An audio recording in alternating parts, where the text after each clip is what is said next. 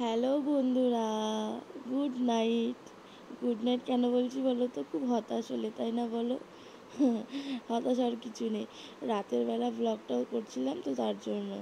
এই দেখো, এখানে রাতের বেলা খাবার খাবো, তো রাত সেগুলোই নিয়ে তোমাদের সাথে বসেছি, একটু গল্পও করছিলাম আর এদিকে আমি সব কাজগুলোও করছিলাম। তো রাতের বেলা একটু বেশি কিছু করিনি, গরম গরম ভাত, আলু সুদ্ধ আর একটু ডিমের অমলেট করেছিলাম। তো দেখতেই পেলে এই তোমার দাদা আর আমি একসঙ্গে খেতে বসেছি। এদিকে খাচ্ছিলাম আর ভাবছিলাম যে আজকে থেকে আবার প্রতিদিন ভিডিও দেওয়া শুরু করব। তো এখানে খাওয়া দাওয়ার পরে বিছানা গুছাতে হবে, সেটাই আর কি বলছিলাম তোমাদেরকে, যে বিছানাটা পরিষ্কার করতে হবে। ভিডিওটা দেখতে থাকো। আর পাশ থেকে তোমাদের দাদা কি বলছিল, তো তার জন্য আমি ওর সাথে কথা বলছিলাম। তো যাই হোক, আমার এখন খাওয়া দাওয়া হয়ে গেছে কমপ্লিট, তোমাদের দাদারও হয়ে গেছে। এবার আমি একটু আয়নার সামনে গিয়ে একটু ভাব নিচ্ছিলাম, ঢং করছিলাম আর কি। যাই হোক, হেসো না তোমরা।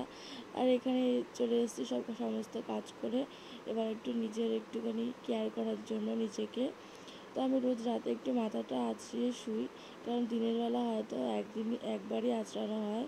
তো তার জন্য প্রতিদিন চেষ্টা করি কি রাতের বেলা করে একবার আঁচড়ানোর, তাহলে চুলটাও ভালো থাকে।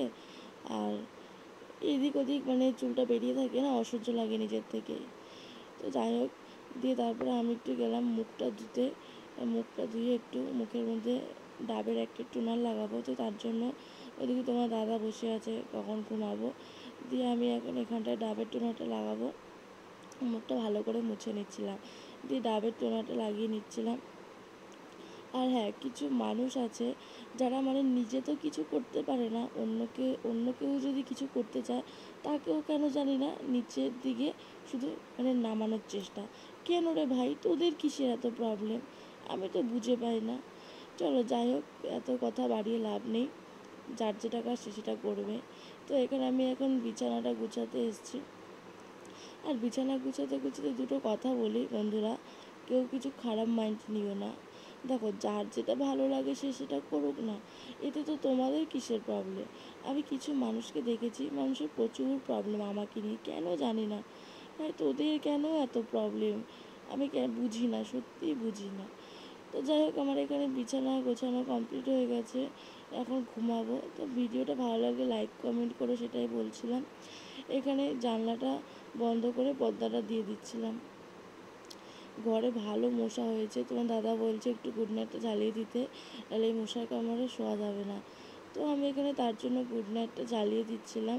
আর আমার দেখো বদমাইশি শুরু হয়ে গেছে রাত্রেবেলা।